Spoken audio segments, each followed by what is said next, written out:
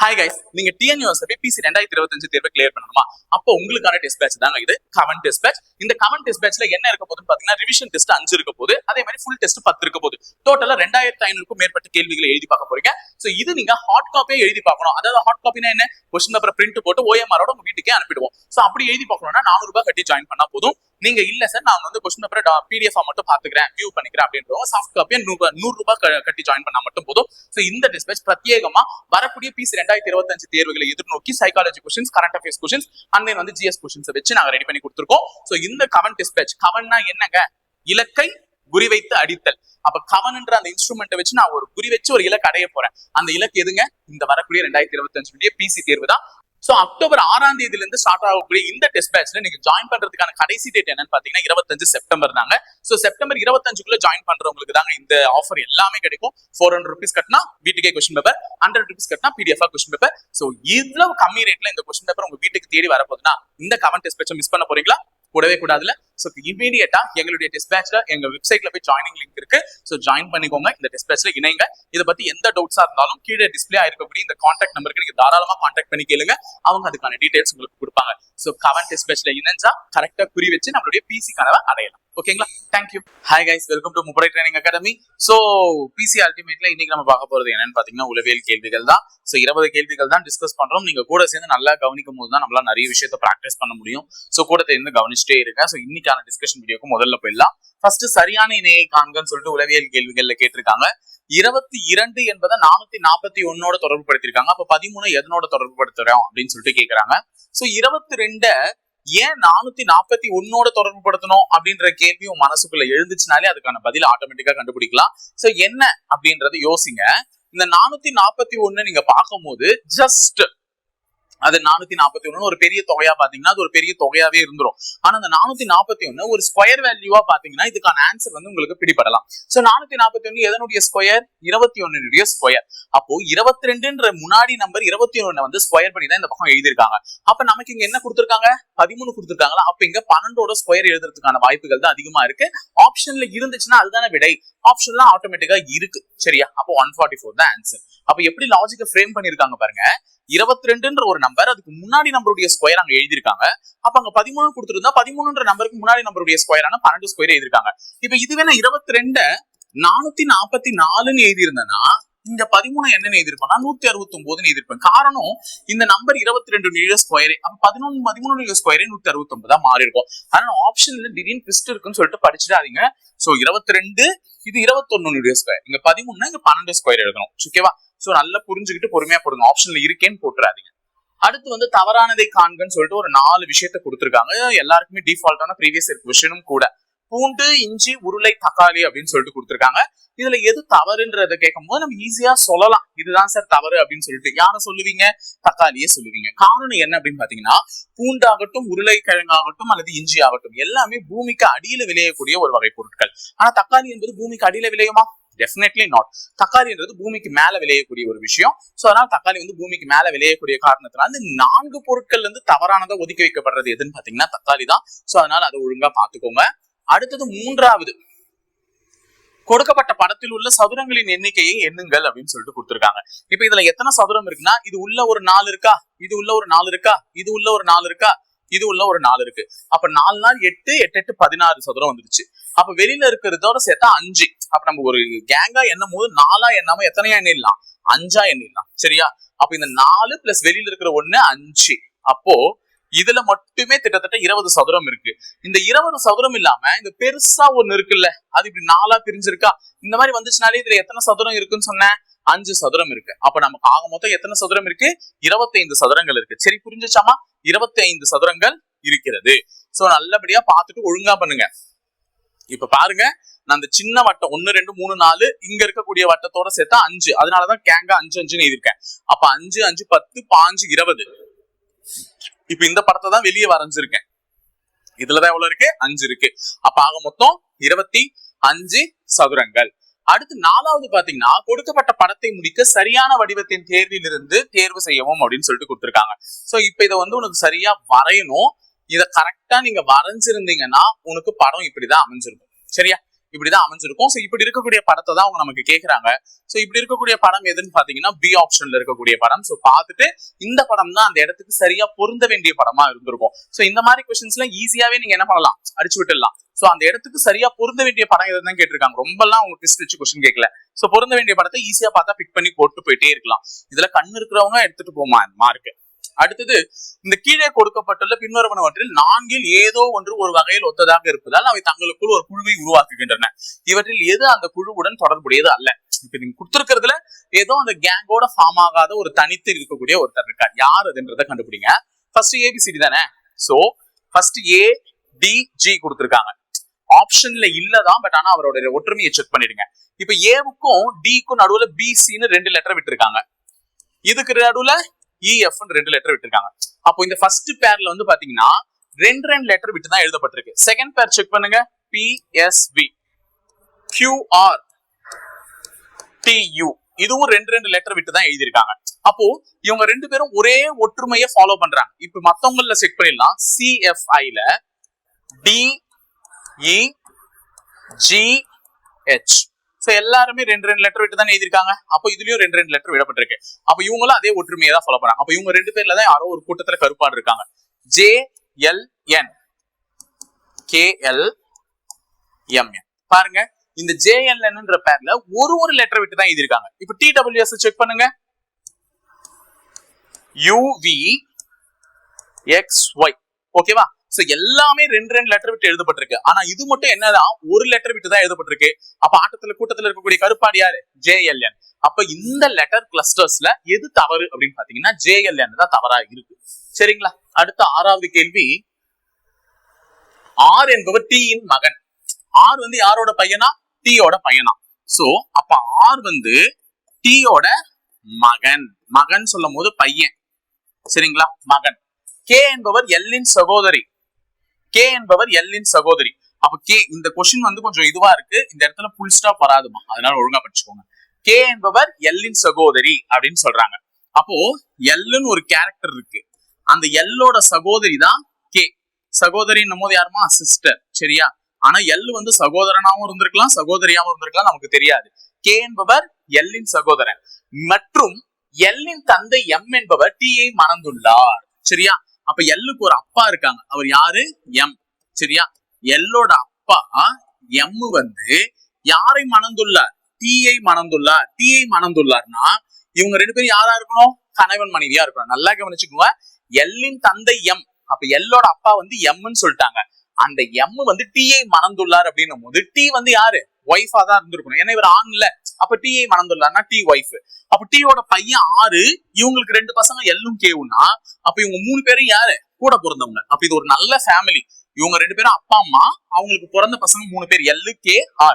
ஆனா Lோட ஜெண்டர் இன்னும் சொல்லல. சரியா. கடைசியில என்ன கொடுத்திருக்காங்க கேள்வினா, ஆரின் மகளுக்கும் Tக்கும் என்ன உறவு? ஆருக்கு இன்னும் கல்யாணம் ஆனதை பத்தியே சொல்லல. கேள்வியில தான் கேக்குறாங்க. ஆருக்கு ஒரு பொண்ணு இருந்துச்சுன்னா அந்த ஆரின் பொண்ணுக்கும் Tக்கும் என்ன உறவுன்னு கேக்குறாங்க. சோ சொல்லலாம் இல்ல, ஆரோட அம்மா தான் யாரு? T. தன் பொண்ணு போய் தான் அப்பாவோட அம்மாவை என்னன்னு கூப்பிட்டு இருக்கோம்? பாட்டி அப்படின்னு கூப்பிட்டு இருக்கோம். பாட்டி ஆப்ஷன்ல இருக்கா? இல்ல. அப்போ T போயிட்டு அவங்க ஆரோட பொண்ணு என்னன்னு கூப்பிட்டு இருக்கோம்? பேத்தி. அவ்வளவுதான். பாட்டிக்கும் பேத்திக்கும் உள்ள உறவு. அப்போ இங்க பாட்டி இல்ல, அதனால என்ன கொடுத்துடலாம்? P. அப்ப ஆரின் மகளுக்கும் Tக்கும் என்ன உறவுனா T போய் ஆரோட பொண்ணு என்னன்னு கூப்பிட்டு இருக்கோம்? பேத்தின்னு கூப்பிட்டு இருக்கோம். புரியுதாம? இது கணக்கு கரெக்டா? இந்த கணக்கு ஒழுங்கா கவனிச்சுக்கோங்க. ஆருக்கு T வந்து Tயோட மகன் வந்து R.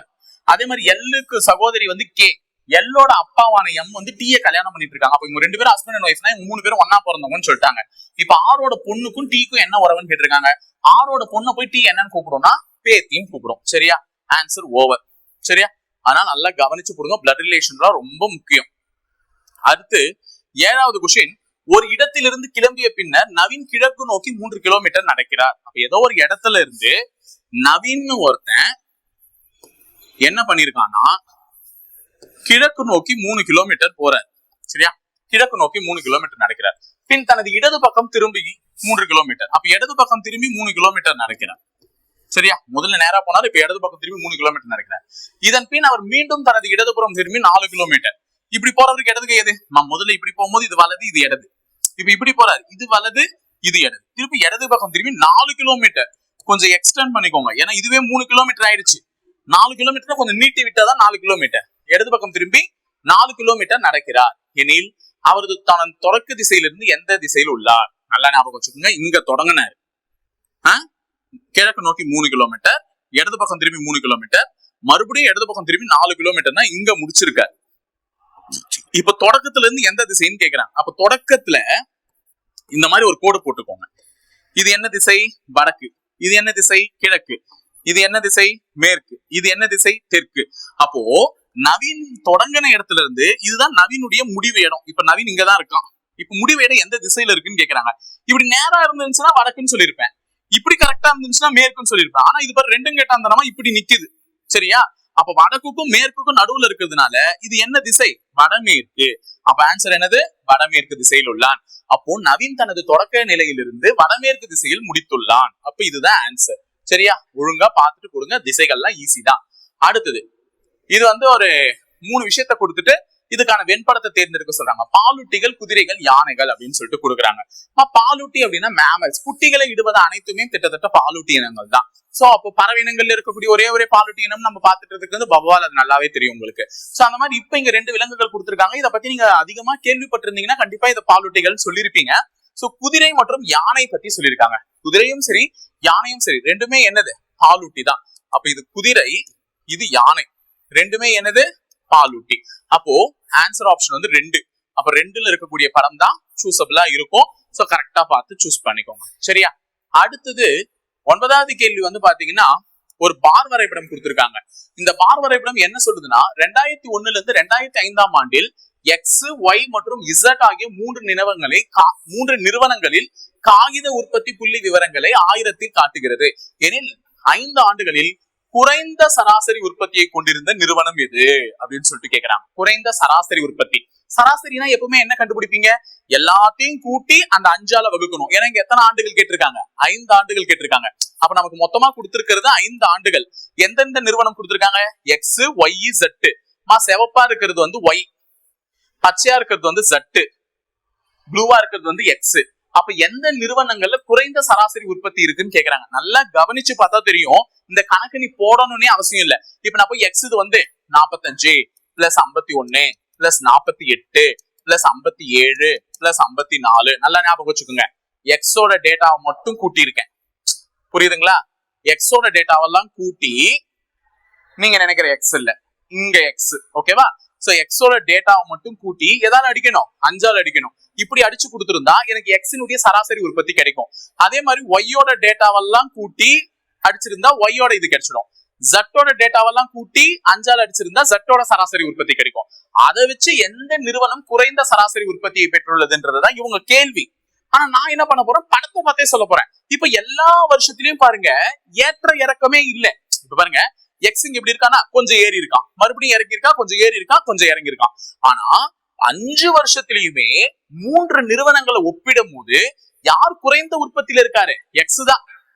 ஒவ்வொரு வருஷமும் இங்க 45ல இருக்கக்கூடிய எக்ஸ் இங்க 51 யாருன்னா ஒய் என்ன ஆடுறாங்க? ஏறிடுறாங்க. ஜெட் என்ன ஆகுறாங்க? ஏறுறாங்க. ஆக மொத்தம் எக்ஸ் தான் எல்லாத்துலயுமே குறைந்த உற்பத்தி இருக்கு. அப்ப எல்லாத்துலயுமே குறைந்த உற்பத்தியை கொண்ட எக்ஸ் தானே கண்டிப்பா குறைந்த சராசரி உற்பத்தியும் கொண்டிருக்கணும். அப்ப ஆன்சர் என்னது? எக்ஸ். இதுக்கு எதுக்கு சார் இவ்வளவு நேரம் எக்ஸ்பிளனேஷன்? புரிய வைக்கிறதுக்கு தான், வேற ஒண்ணும் இல்ல. அப்ப எல்லா படத்துல நான் கவனிக்கும் போது எல்லாத்துலயுமே எக்ஸ் தான் உற்பத்தி கம்மியா வச்சிருக்கானா எக்ஸினுடைய சராசரி உற்பத்தி தான் என்னவா இருக்கும்? கம்மியா இருக்கும். அதை புரிஞ்சுக்கிட்டு ஆன்சர் பண்ணிடுங்க. தேவையில்லாம உட்காந்து கணக்கு போட வேண்டிய அவசியம் இல்லை. ஆனா கணக்கு எப்படி போடணும்னு சொல்லி கொடுத்துட்டேன். அடுத்தது கோடிங் டிகோடிங் கொடுத்திருக்காங்க. சர்வ் அப்படின்றத HVIEV அப்படின்னு எழுதியிருக்காங்களாம். இதை பார்க்கும் போதே நான் சொல்லிடுவேன். எதிரெதிர் எழுத்துக்களை எழுதியிருக்காங்க. எதிரெதிர் எழுத்துக்கள்லாம் என்னமா? ஏபிசிடில முன்னாடி இருந்து பார்க்கும்போது எஸ் 19வது லெட்டர், பின்னாடி இருந்து பார்க்கும்போது எச் தான் 19வது லெட்டர். புரியுதா சொல்றது? அப்போ ஏபிசிடில ஏ 1வது லெட்டர்னு சொல்றேன்னா இதே ஏவ நான் 26வது லெட்டர்னு சொல்லலாம். எப்போ? பின்னாடி இருந்து பார்க்கும்போது. அந்த மாதிரி இது முன்னாடி இருந்து வர்றதுக்கான ஜோடி, இது பின்னாடி இருந்து வர்றதுக்கான ஜோடி. சரியா? அப்ப இ முன்னாடி இருந்து 5வது லெட்டர், நான் பின்னாடி இருந்து 5வது லெட்டர் யாரு? வி. அப்ப இவங்க எதிர் எதிர் எழுத்துக்கள். ஆருக்கு எதிர் எழுத்து ஐ, விக்கு எதிர் எழுத்து இ, ஈக்கு எதிர் எழுத்து வி. சரியா? அந்த மாதிரி நமக்கு ஒரு வார்த்தை கொடுத்திருக்காங்க, ரைவல் அப்படின்னு கொடுத்திருக்காங்க. எல்லுக்கு ஓ, ஏவுக்கு ஜட்டு, விக்கு இ IREZO வந்திருக்கணும். சரியா? IREZO answer C. சரியா? கண்டுபிடிச்சிடலாம். ஈஸி தான், ரொம்ப பெரிய விஷயம்லாம் இல்ல. பார்க்கும்போது தெரியணும் எப்படி கோட் பண்ணிருக்காங்கன்னு. சோ இது எல்லாமே ஆப்போசிட் லெட்டர்ஸ் கோட் பண்ணிருக்காங்க, அதனால ஈஸியா சொல்லிட்டு போயிட்டே இருக்கலாம். சரியா? அடுத்து 11வது, ஒரு நிலையான குறியீட்டு மொழியில் பில்ட் என்பது CWJNE இருக்கு. அப்போ பில்ட்னு ஒரு வார்த்தை, இது CWJNE இருக்கு. B க்கு அடுத்த லெட்டர் C ஒரு லெட்டர் பிளஸ், D க்கு அடுத்த லெட்டர் E ஒரு லெட்டர் பிளஸ். அப்பாடா எல்லாமே ஒண்ணுதான் கூட்டியிருக்காங்கன்னு முடிவு பண்ணிடக்கூடாது. U க்கு அடுத்த லெட்டர் W VW ரெண்டு லெட்டர் கூட்டியிருக்காங்க, அதனால ஃபர்ஸ்டையும் லாஸ்டையும் பார்த்து மட்டும் முடிவு பண்ணிடுறாங்க. I க்கு அடுத்த லெட்டர் J +1 LMN அப்ப +2. அப்ப இவங்க ஆல்டர்னேட்ல பண்ணிருக்காங்க, ஒரு லெட்டர் கூட்டி ரெண்டு லெட்டர் கூட்டி, ஒரு லெட்டர் கூட்டி ரெண்டு லெட்டர் கூட்டி, ஒரு லெட்டர் கூட்டி, இப்படி ஆல்டர்னேட்ல பண்ணிருக்கிறதுனால நம்ம காலிஃப் அப்படின்றத எப்படி பண்ணலாம்னா +1 +2 +1 +2 +1 இந்த மாதிரி தான் நம்ம பண்ணணும். சரியா? இப்போ C ல இருந்து +1 என்னது? C D. A ல இருந்து +2 C. L ல இருந்து +1 M. I ல இருந்து +2 J K. F ல இருந்து +1 G. ஓகேவா? அப்ப DCMKJ DCMKJ A ஆப்ஷன்ல இருக்கக்கூடியது. சரியா? சரியா போச்சா? A ஆப்ஷன்ல இருக்கக்கூடிய ஒரு லெட்டர், அவ்வளவுதான். சரியா போச்சு. அடுத்து 12வது கேள்வி, பின்வரும் தொடரில் அடுத்த எண்ணை கண்டறியவும் அப்படின்னு சொல்லிட்டு 37 48 61 78 97 கேள்விக்குறி வச்சிருக்காங்க. இப்ப இது பிளஸ் பண்ணலாமா? எவ்வளவு லெட்டர் பிளஸ் ஆயிருக்குன்றதை கவனிச்சுக்கோங்க. 37ல இருந்து 48 வரணும். அப்போ 11 இது வந்து பிளஸ் பண்ணிருக்காங்க, 11 நம்பர். சரியா? ஏன்னா 8ல 7 போச்சுன்னா 1, 4ல 3 போச்சுன்னா 1, அப்ப 11 லெட்டர் கூட்டியிருக்காங்க. சரியா? 11 நம்பர். இப்ப பாருங்க 13 நம்பர் கூட்டியிருக்காங்க. ஓகேவா? 58 58 59 60 61 13 நம்பர் கூட்டியிருக்காங்க. அடுத்தது எத்தனை நம்பர் கூட்டியிருக்காங்கன்னா 8ல 1 போச்சுன்னா 7, 7ல 6 போச்சுன்னா 1, 17 நம்பர் கூட்டியிருக்காங்க. அப்ப 11 13 17, அடுத்தது எனக்கு தெரிஞ்சு 19 தான் இருக்கணும். 17ல 8 போச்சுன்னா 9, 8ல 7 போச்சுன்னா 1, 19. சரியா? பார்க்கும் போது எனக்கு என்ன தெரியுதுன்னா ஒற்றைப்படை எண்கள் கூட்டப்பட்டிருக்கிற மாதிரி தெரியலாம், ஆனா ட்விஸ்ட் இங்க தான் இருக்கு. ஒற்றைப்படை எண்கள் கூட்டி இருந்தா நடுவுல எதையும் கூட்டி இருக்கணும், 15 கூட்டி இருக்கணும்ல. ஆனா இங்க 15 மிஸ் ஆகுதுல, மிஸ் ஆகுதா? 11க்கு அடுத்து 13, 13க்கு அடுத்து 15 தானே வரணும், ஆனா அவன் 17 தானே கூட்டியிருக்கான்.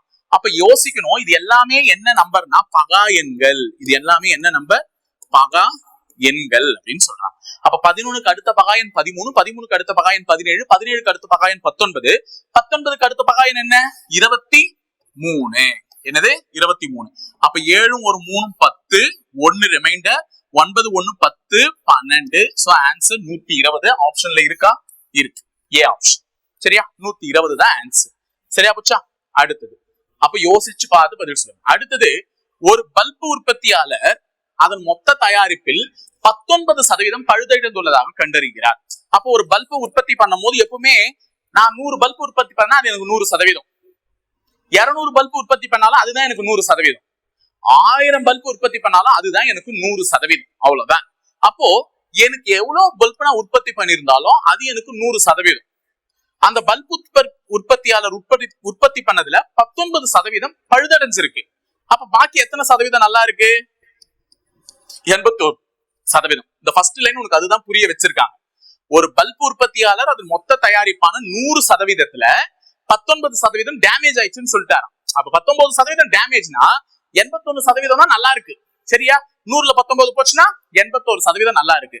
அந்த நல்ல பொருட்களுடைய எண்ணிக்கை கொடுத்துட்டாங்க. நல்ல பொருட்களுடைய எண்ணிக்கை என்ன? 1701. அப்படின்னா பழுதடைந்த குறைபாடுகள் உள்ள பொருட்களின் எண்ணிக்கை என்னன்னு கேக்குறாங்க. அப்ப இந்த 81% தான் 1701னா 19% என்ன அப்படின்னு சொல்லிட்டு கேக்குறாங்க. இவ்வளவுதான் கேள்வி. அப்ப கேள்வி என்னன்றத ஒழுங்கா புரிஞ்சுக்கோங்க. 81% தான் 1701னா 19% என்னன்னு கேக்குறாங்க. இப்ப குறுக்கு பெருக்கல் பண்ண வேண்டியதுதான். 1701 × 19 டிவைடட் பை 81 அடிக்கலாமா? 81 இதான் அடிக்கலாமா? 170ல எத்தனை 81 இருக்கும்? 81 × 2 162. சரியா? 2 முறை இருக்கும். சரியா? மிச்சம் எவ்வளவு மீறும்? 8 மீறும். அந்த 8 இங்க வைங்க. 81ல எத்தனை 81 இருக்கும்? 1. அவ்வளவுதாமா. இது ஒழுங்கா அடிக்க கத்துக்கணும். கண்டிப்பா அடிக்கிற மாதிரி நம்பர் தான் கொடுப்பாங்க, சும்மா கொடுக்க மாட்டாங்க.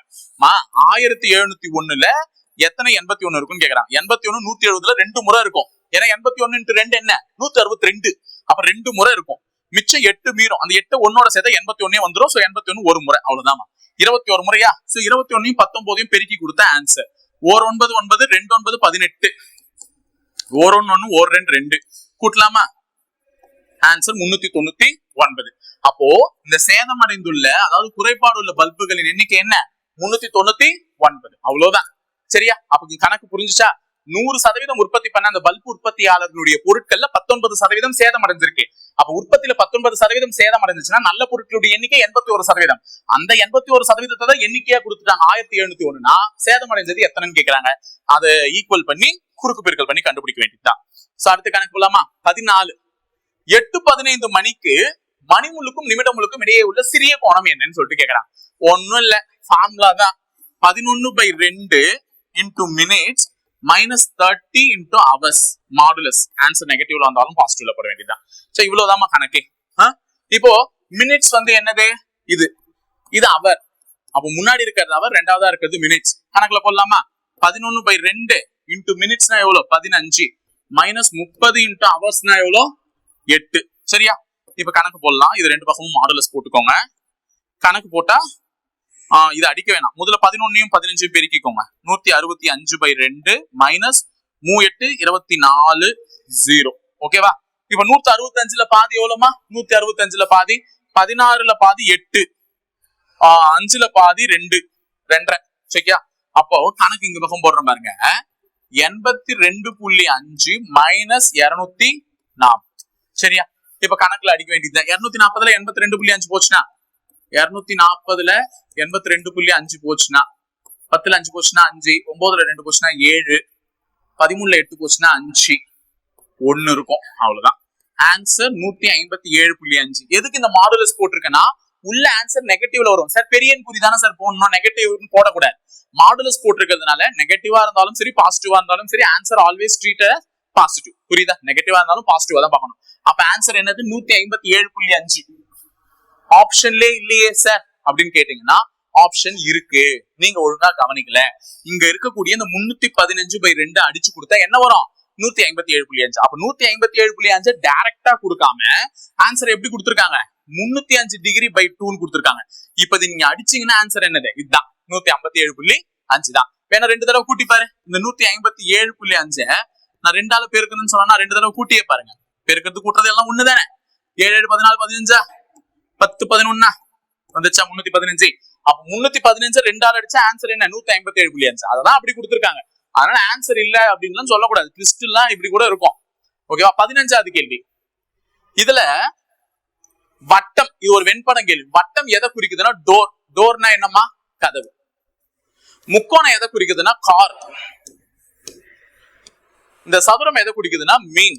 சரியா? அவங்க என்ன கேட்டிருக்காங்கன்னா, எத்தனை கதவுகள் மீனாக உள்ளன அப்படின்னு சொல்லிட்டு கேட்டிருக்காங்க. எத்தனை கதவுகள் மீனாக உள்ளன அப்படின்னு சொல்லிட்டு கேட்டிருக்காங்க. இங்க கதவு மீன் இந்த இடத்துல 8ன்னு இருக்கு. சரியா? எத்தனை கதவுகள் மீனாக உள்ளனன்னு சொல்லிட்டு கேட்டிருக்காங்க. 8ன்னு இருக்கு. உடனே 8 குறிச்சிடாதீங்க. ஏன் சார்? அதுதான் இருக்கே. கதவுகள்லயும் இருக்கு மீன்லயும் இருக்குன்னா எத்தனை கதவுகள் மீனாக உள்ளன? 8 தானேனா கேள்வியை டிஃபரெண்டா அண்டர்ஸ்டாண்ட் பண்ணிக்கோங்கம்மா. எத்தனை கதவுகள் மீனாக மட்டும் உள்ளன இப்படின்னு தான் கேட்டிருக்கணும். எத்தனை கதவுகள் மீனாக மட்டும் உள்ளனதான் 8. அப்ப எத்தனை கதவுகள் மீனாக மட்டும், அப்போ அது எதுவா இருக்க கூடாது? காரா இருக்க கூடாது. அப்படி கேட்டா மட்டும்தான் ஆன்சர் 8. ஆனா இவங்க என்ன கேட்டிருக்காங்க? எத்தனை கதவுகள் மீனாக உள்ளனன்னு கேட்டிருக்காங்க. அப்ப காரா இருந்தா எனக்கு பிரச்சனை எல்லாம் இல்ல. ஆனா அதுவுமே இந்த 5ன்ற நம்பருமே கதவுலயும் இருக்கு மீன்லயும் இருக்கு. அப்போ 8 + 5 என்ன? 13. ஆன்சர் 13. புரியுதா சார்? அது காரா இருக்கே நீங்க கேட்காதீங்க. கேள்விக்கு வித்தியாசம் இருக்குல்ல. கதவுகள் மீனாக மட்டும் உள்ளனா அப்ப கதவு மீனா மட்டும் தான் இருக்கணும், காரா இருக்க கூடாது. அப்ப ஆன்சர் 8 தான். ஆனா எத்தனை கதவுகள் மீனாக உள்ளனன்னு பொதுவா கேட்டிருக்காங்க. அப்ப 8 + 5 ரெண்டுத்தையுமே கூட்டி சொல்லலாம். அதனாலதான் ரெண்டுத்தையும் கூட்டி சொல்லிட்டேன். சரியா? அடுத்தது 16வது கேள்வி. 1 மணி நேர தேர்வில் 1 மணி நேர தேர்வில் 1 மணி நேர தேர்வுனா எத்தனை? 60 நிமிஷம். அப்போ 60 நிமிட தேர்வில் 60 கேள்விகள் உள்ளன. அப்போ 1 மணி நேரத்துக்கு 60 கேள்விகள். 60 நிமிஷத்துக்கு 60 கேள்வினா 1 நிமிஷத்துக்கு எத்தனை கேள்வி? ஒரு கேள்வின்னு அட்டன் பண்ணணுமா? ஒரு மாணவர் 30 கேள்விகளை 25 நிமிஷத்துல அட்டன் பண்ணிட்டான்.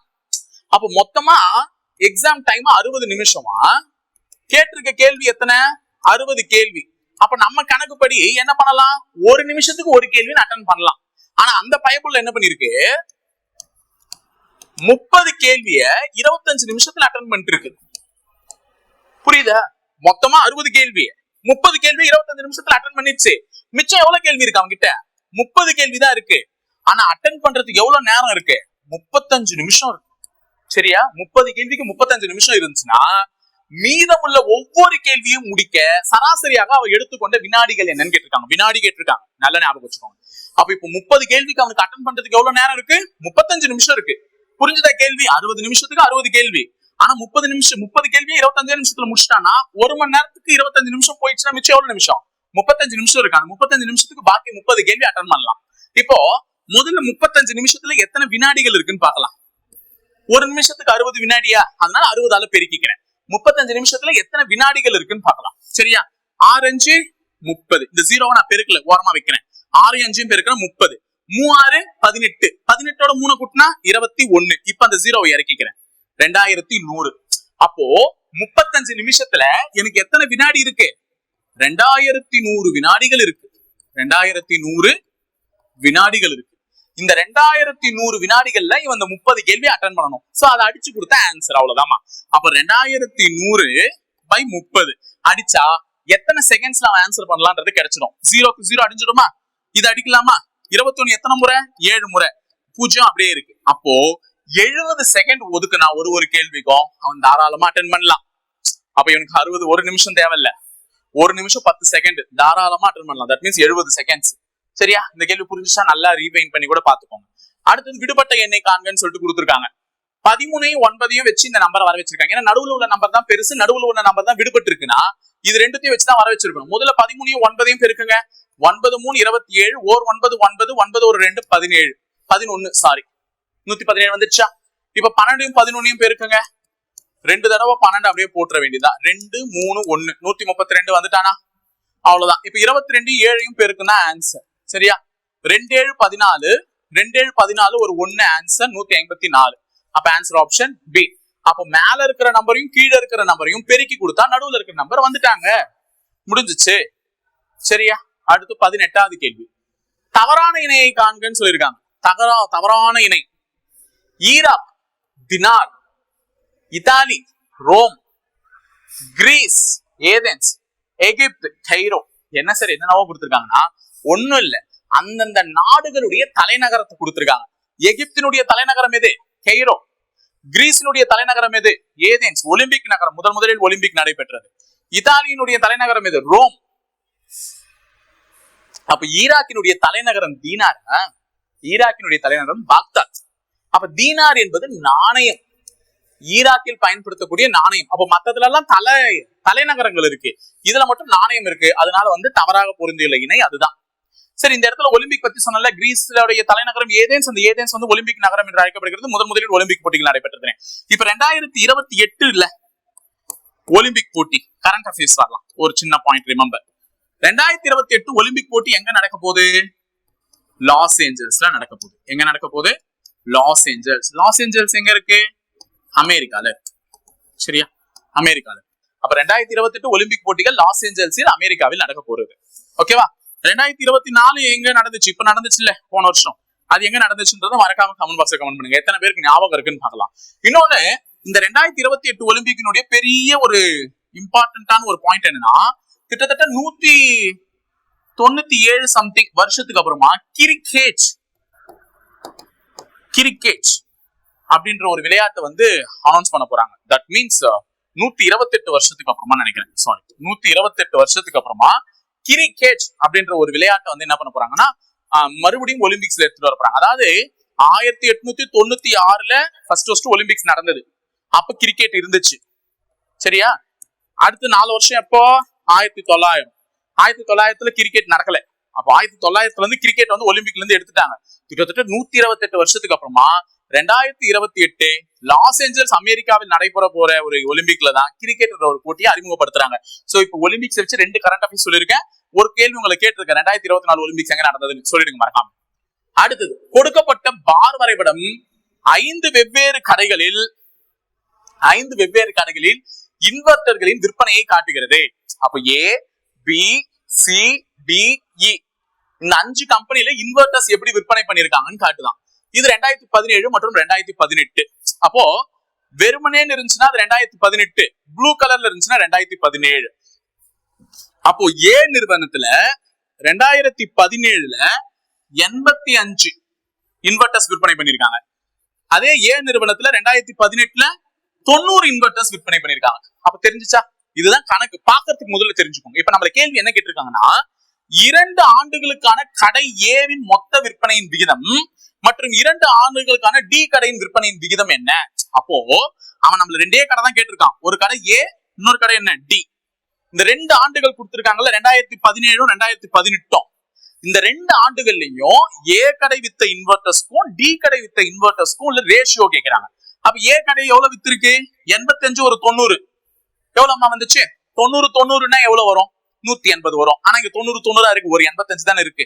அப்ப 90 கூட 85 கூட்டணும். அதாவது 2 90 கூட்டி ஒரு 5 கழிச்சுக்கோங்க, 175. அப்ப 175 இது ஏ கடை. டி கடை கேட்டிருக்காங்க. டி கடை எங்க இருக்கு? இங்க இருக்கு. 70 ஒரு 80 எவ்வளவு இருக்கும்? 150. இதுக்கப்புறம் நீ 5வது வாய்ப்பாட்டுல அடிப்பியோ இல்ல எந்த வாய்ப்பாட்டுல அடிப்பியோ, எனக்கு 25வது வாய்ப்பாடு கூட ஈஸி தான். உனக்கு ஈஸினா அடிச்சுக்கோ. எனக்கு 25வது வாய்ப்பாட்டுல டக்குன்னு அடிச்சா இது 6 முறை, இது 7 முறைன்னு சொல்லிடுவேன். 7:6. இல்ல 5வது வாய்ப்பாட்டுல பொறுமையா அடிக்கிறதுனா பொறுமையா அடிச்சுக்கோ, எனக்கு பிரச்சனை இல்ல. சரியா? D answer 7:6. சரியாமா? அடுத்தது 20வது கேள்வி, லாஸ்ட். ஒரு பெட்டியில் 100 நீலபந்துகள். அப்ப ஒரு பொட்டி இருக்கு. இந்த பொட்டியில ப்ளூ கலர் பால்ஸ் 100 நீலபந்துகள், நீலம்னா ப்ளூ, 50 சிவப்பு பால்ஸ், 50 ரெட் பால்ஸ் இருக்கு, 50 பிளாக் பால்ஸ், 50 பிளாக் பால்ஸ் இருக்கு. சரியா? அப்ப மொத்தமா பொட்டியில எவ்வளவு பால்? 100 பிளஸ் 50 150, 150 பிளஸ் 200 50, 200 பால். அப்ப பொட்டியில டோட்டலா இருக்கக்கூடிய பால் 200. இதுல ஃபர்ஸ்ட் இந்த லைனை வச்சு எத்தனை பால் இருக்குன்றத சொல்லிட்டேன். இப்போ 2வது லைன் கொடுக்குறாங்க பாருங்க. 25% நீல நிற பந்துகள், 50% சிவப்பு நிற பந்துகள் எடுத்து செல்லப்படுகின்றன. அப்ப இப்ப முதல்ல கொடுத்தது எண்ணிக்கை, 2வதா கொடுத்தது சதவீதத்துல கொடுத்திருக்கான். அப்ப 50% சிவப்பு பந்தை எடுத்துறேன். இங்க பாருமா, என்கிட்ட மொத்தமாவே 50 ரெட் கலர் பந்து இருக்கு. அதுல 50% எடுக்கிறேன். நல்லா ஞாபகம் வச்சுக்கணும். 50% என்ன? பாதி. அப்ப 25 பால் எடுத்துறேன். அப்ப 25 பால் போயிடுச்சுன்னா மிச்சம் எவ்வளவு இருக்கும்? 25 தான். 25% நீல நிற பந்துகள் எடுத்துறேன். அப்ப நீல நிற பந்துகள்ல 25% எடுத்துறேன். 25%. இதுவும் வெளியே எடுக்கிறேன், இதுவும் வெளியே எடுக்கிறேன். அப்ப 100ல 25 போச்சுன்னா 75 பால் மிச்சம் இருக்கு. புரியுதா? இது மிச்சம் இருக்கிறது கீழே எழுதிட்டு இருக்கேன். 50 பால்ல 50% போச்சுன்னா 50 பால் 50% 25 பால். அப்ப 25 பால் போச்சுன்னா மிச்சம் 25. 100ல 25% 25 தான். அந்த 25 வெளியே போயிடுச்சா மிச்சம் 75. பிளாக் பால்ல கையே வைக்கல, அதனால 50 பால் அப்படியே இருக்கு. இப்ப பால் எவ்வளவு இருக்கு டோட்டலா பொட்டியில? 75 25 50. 75 ஒரு 25 100, 100 ஒரு 50 150. இப்ப டோட்டலா இருக்கக்கூடிய பால் எவ்வளவு? 150 பால்ஸ். இப்ப நம்ம என்ன கேக்குறாங்கன்னா, தற்போதைய கருப்பு நிற பந்துகளின் சதவீதம் என்ன அப்படின்னு கேக்குறாங்க. கருப்பு நிற பந்து எவ்வளவுமா இருக்கு? 50 அப்படியே இருக்கு. கருப்பு நிற பந்து 50 அப்படியே இருக்கு. மொத்தமா எவ்வளவு பால்? 150 பால். ஏன்னா 200 பால்ல 50 பால் வெளியே எடுத்துன்னு போயிட்டாங்க. அப்ப இப்ப என்கிட்ட பால் இருக்கிறது 150 பால். அந்த 150 பால்ல கருப்பு நிற பாலினுடைய சதவீதம் என்னன்னு கேக்குறாங்க. சதவீதம்ன்றதுனால 100ஆல பெருக்கிக்கலாம். இப்ப அடிக்கலாமா? 100 2 முறை, 150 3 முறை. 50வது வாய்ப்பாட்டுல அடிக்கிறேன். 100ல 2 50 ரூபாய் இருக்குமா? 150ல 3 50 ரூபாய் இருக்கும். இப்போ 50 × 2 எவ்வளவுமா? 100. 100/3 வரும். 100/3னாலே 33 1/3%. அவ்வளவுதான், பார்த்தோன்னே சொல்லிடலாம். சரியா? 100/3னாலே 33 1/3%. ஆன்சர் இதுதான். மனப்பாடமே பண்ணிக்கோங்க. இவ்வளவுதான் முடிஞ்சிச்சு உளவியல் இன்னைக்கு. சரியா? வெற்றிகரமா முதல்ல முடிச்சிட்டேன். பிசி அல்டிமேட் தொடர்ந்து ஃபாலோ பண்ணி நிறைய விஷயத்தை கத்துக்கோங்க. இணைந்திருங்கள், தொடர்ந்து பயணிப்போம். முப்படை பயிற்சி மையத்தோட. நன்றி, வணக்கம்.